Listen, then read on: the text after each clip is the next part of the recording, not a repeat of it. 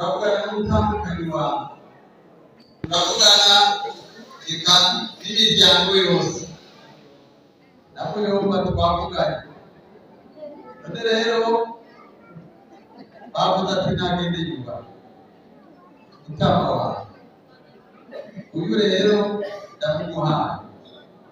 Genda rero ndazi ko mu rugo iwawe ufise umuryango munini cyane, umwereke umwonga uhuma n'udahuma, umwereke havoma n'ahazotira. Hanyuma nihagera kugabira abana bawe, nawe n'umwana wawe uramugabira mu bana, ukabaha ikindi nawe uramuhindira. Hanyuma rero urabona ukwasa, urabona kwasa nayo nitege akanyama cyane cyane, amata ntamugwa nabi, turabyuba gutaha rumba gafi ntamugwa nabi, hari udufi duhawe bita popcorni akode nyine turamuha. Ego ari ikintu rero gikomeye gihambaye kuruta ibindi byose, ijambo n'Imana.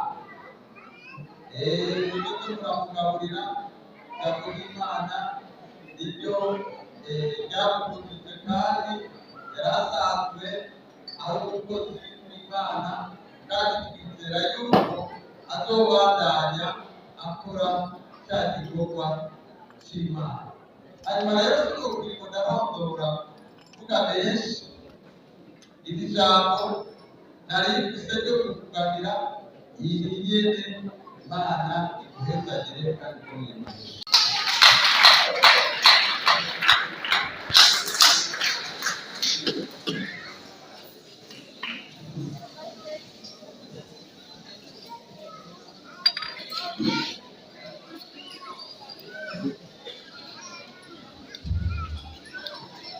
Tugiye Kristo tukiganira uruhare rw'ijoro cyane abakamenya amahoro y'umusambanyi w'akatireka.